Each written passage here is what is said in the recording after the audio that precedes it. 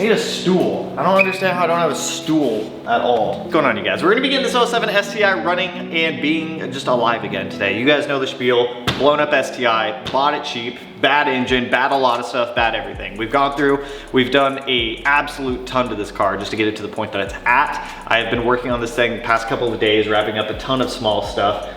Pretty much just getting it ready to fire up in this video, and we're pretty much there at this point. Now, before we jump into this, I do want to talk about a couple things, so if you don't care about those couple of things, feel free to skip ahead. I'll put like a timestamp right there when we get to jumping back into this thing, getting it running. There's gonna be a lot of things changing soon that I haven't necessarily told you guys about yet, because I've been waiting till the time's right, and you guys will see. I don't want to just toss out too much before anything happens. Within the next couple of months, we're going to be getting out more. We're actually going to be potentially relocating somewhere else, because the big problem with where I'm at now is it rains so much. There's not a lot I can do. I really don't have any friends up where I'm at. Like, that's why, for the most part, you guys used to see Matt used to be in the videos all the time, and now Matt works all the time. So we're looking at potentially relocating here soon to a place where we can actually get out. There's people we can actually go do stuff with again and just kind of have fun with, because right now it's just kind of me in the shop, which is why I bring the dogs with me all the time. So I'm also going to be getting rid of some cars. I have 6 cars right now. Some of them you guys haven't seen. I don't need 6. There's no point in having 6 cars. I only really drive maybe 3 or 4 of them at maximum. So I'm gonna be getting rid of some cars also. Financially, that'll free up some room for us to be able to go out and do stuff. I have a couple trips already booked, which we're gonna be taking this car on a road trip was it January like 28th through like February 6th, I think, something like that, where we're gonna be taking this car out and actually getting out and going and hanging out with people. So there's gonna be a lot changing. It's just the point of getting there. I just don't want to tell you guys too much quite yet. So I don't necessarily know if I'll show some of the cars that I'm getting rid of. Some of them you guys haven't even seen, so you wouldn't even notice if they weren't here anymore. So I don't know, we'll see. But anyways, enough of the life update situation stuff. Let me show you what I've got going on with this thing and what I've kind of knocked out over the past couple of days. Because I have the intake manifold permanently bolted down. We got the clutch bled, the brakes bled. What else? I got the fuel pump hardwire done. So we have the fuse right here for the hardwire on the fuel pumps. That runs all the way back to our Walbro 450 in the tank and then goes down. I've also cleaned up a lot of the interior stuff, just kind of zip tied up, cleaned up some wires, got it all looking halfway decent. We got our back seats back in again. So, and a ton of other little stuff that I've done here and there just to get this thing pretty much ready to go. So at this point, all we really have to do is fill up the fuel tank, fill up the power steering reservoir down here, bleed that before we start the car, because we don't want to kill a brand new pump or rat pushing air through it. So we want to try to bleed out as much air as we can. And then the other thing, which is going to be a little bit more complex, is this charge pipe. Now, the problem that I run into with this charge pipe here is the bypass valve location. Where this is, it pushes the bypass valve directly into the intake manifold. So with the Cosworth being bigger than OEM, this just, it wants to push it directly into here. So what I'm thinking I'll do is cut and weld the actual bypass valve flange from Cobb onto this, so that way it sits a lot closer to the intercooler pipe, and that should help clear the bypass valve from the, like, smack in the intake manifold. It's just, this Cosworth is cool. It's very nostalgic, but it's quite a pain in the ass to make everything fit. Oh, I also installed a vacuum block in here just to move all our vacuum lines over there. So a whole bunch of little stuff's gone on. So let's start it off. Let's put some fuel in this thing, build fuel pressure, check for fuel leaks. If all that checks out, we'll get some fluid in our power steering reservoir, get that system bled, and then we can jump over to this intercooler pipe situation. Once we have that figured out, we're good to start this thing up.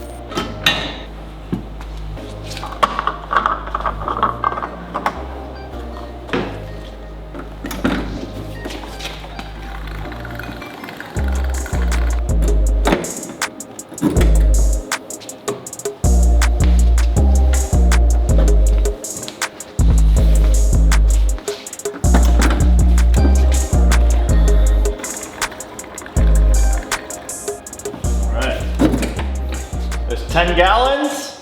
It's honestly way more than enough.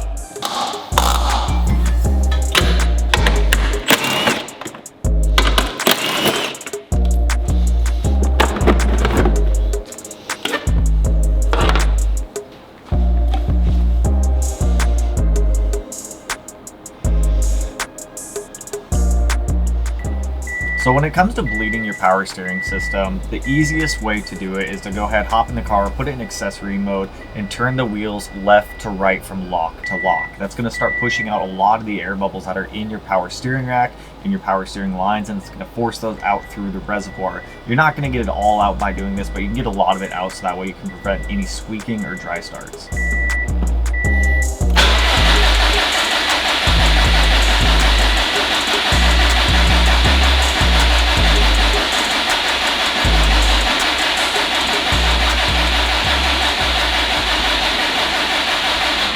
We have no fuel leaks, about half a tank of fuel. Power steering system, I started getting some of the air out. So that will probably have to happen once the car's running. Shouldn't be a big deal. That might be a little loud at first, but if that's the case, that's all right.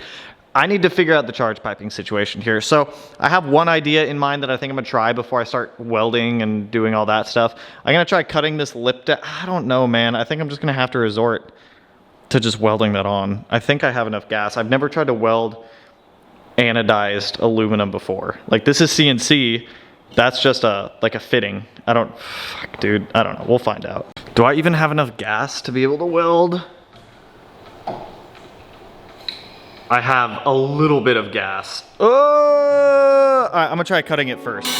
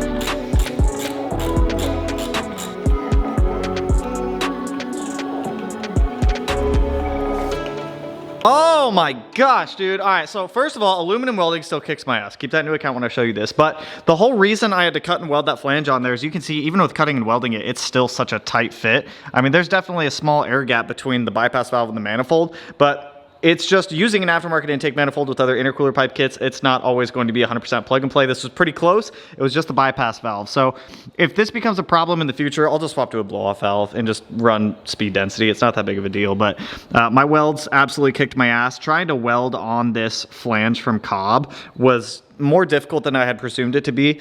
I thought I could just easily like score off the black anodize, and that wasn't the case. And the black anodize was just making it so much more difficult to weld that to the intercooler pipe. But it is all sealed up. The welds don't look the prettiest, but they'll hold pressure, which is all that matters. So at this point, we're pretty much ready to get this thing started. So I don't have a second person here to help me film, so I'm kind of gonna leave you guys on a tripod just so I can run around and do like first start procedures and whatnot. So we're gonna get it started, check for leaks. After we get up to operating temperature, I'm gonna come over here, pop off the reference line for the fuel pressure regulator, get our fuel pressure set via the gauge. We're gonna go to 43.5 PSI, and then we'll put the reference back on, and that should drop it down to around 35-ish, 35, 36 PSI there. So we should be good. We've already built oil pressure. We got us topped off with coolant. All of our other fluids are all topped off. So at this point, we should be good to start. See if she'll fire up. Neutral, no check engine lights. Clutch in. Hey, first try and oil pressure, baby. Let me check for leaks. So, hey, running smooth. All right, let me run through procedures. This thing was stupid rich.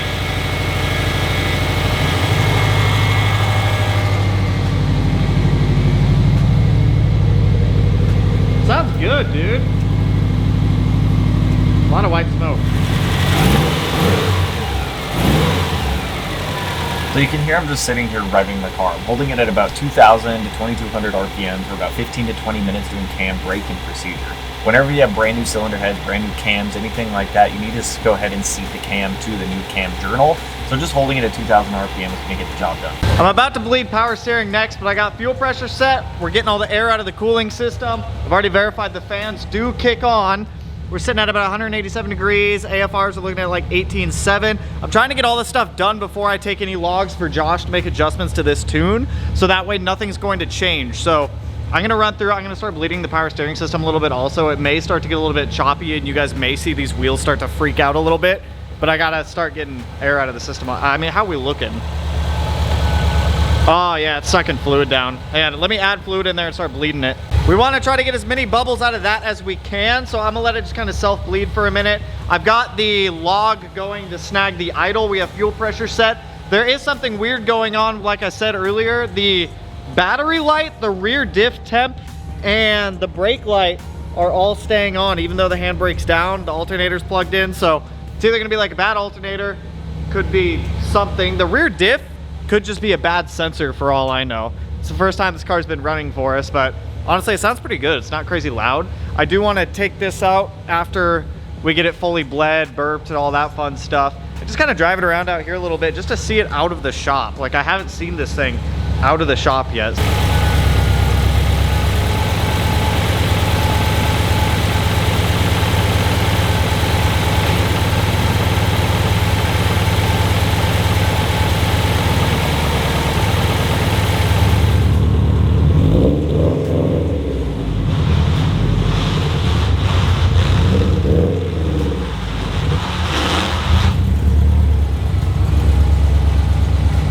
Dude, it looks so good. We're getting there for the vision that I have in my mind. I still have some, what are they, the side skirt extensions on the way, carbon fiber hood coming that's gonna get painted. It looks great. This is like the vision that I wanted with the Regamasters and everything. The brakes feel like crap still. We probably need to bleed those again. We definitely need to bed them. The fender liner is rubbing on the tire, so I'm gonna have to do some custom fender liners, but overall, it runs. It's alive. It looks so goddamn good. Yeah, dude, I'm about the flares, man. I like them. That's like exactly what I wanted. I think once I clean up the paint and like really give it a good detail, I think it'll look way better. It looks like it's a different, like it's darker than the other World Rally Blue. Like that World Rally Blue looks a little bit more metallic and like bright. This one looks very dark. I know they changed it. I don't know. I can't really do too much with it right now just because it kind of drives like shit, needs an alignment, but you know, we'll take care of that. I think I'm gonna go drive it around here real quick and then just pull it right back in for now. I gotta fix seat. Seat's not bolted down, so I'm just kind of flopping around everywhere.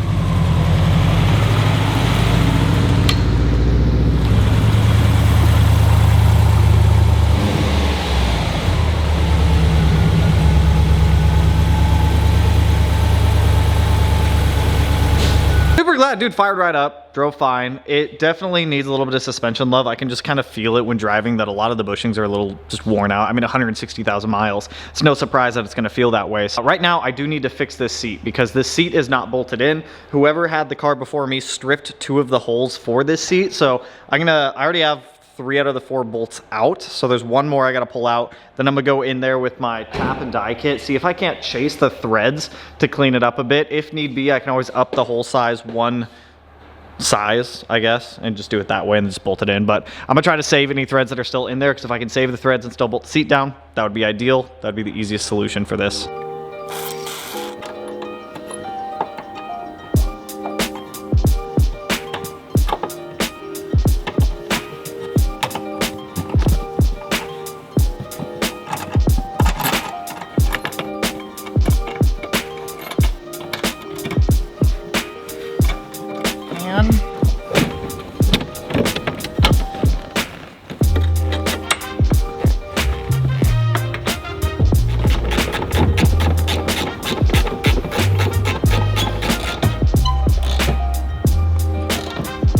Got a seat that's actually bolted in now. Way better. Pretty stoked with how the 07's coming so far. I need to get this car ready within the next 2 weeks. So we're gonna be heavily focusing still on this car. We are probably going to get tuned on the 1st or 2nd week of January. Hopefully on the dyno that works. I'm talking about the Mustang. I'm hoping the Mustang will work by then, so that way we can actually see the numbers that this thing puts out. But what all do we have left? Engine is pretty much solid at this point. There's not a single leak, which is mint. Normally there's like 1 or 2 leaks, but after doing so many of these at this point, I've kind of figured out where all the leak points typically tend to happen and kind of addressed those when we were assembling it. Tomorrow I'm probably gonna do this. We're gonna come, cut up the rear quarters, get them welded, get them seam sealed for the flares, get the rear flares permanently installed. I'll do a video if you guys want on like the proper way to like do flares or a wide body, which is going to be cutting, welding, seam sealing, painting, all that fun stuff there. I'm trying to get the STI done and out of here, or at least off the lift, so I can get the RX-7 in, so I can fix a couple oil leaks that the RX-7 has, get that one tuned as well, and send that car off to paint, because that one we are repainting the entire car. It's just going to be repainted the stock silver color that it already is, so that way the door jambs, the engine bay, all that stuff still matches. Josh did an awesome job on that base tune. Look at that, our headers are already starting to change colors too. Right.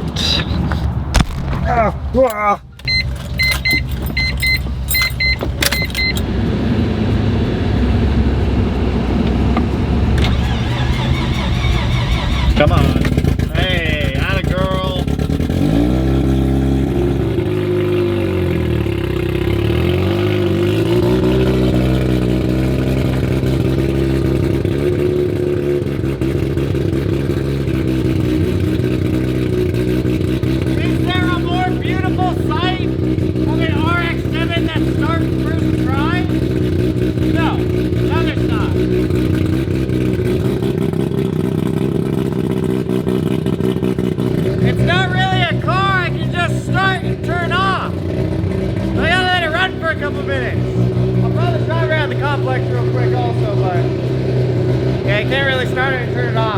You guys on this one. I hope you guys have a pretty chill New Year's Eve Christmas Eve and Christmas. I hope you get all the stuff that you want, all the goodies.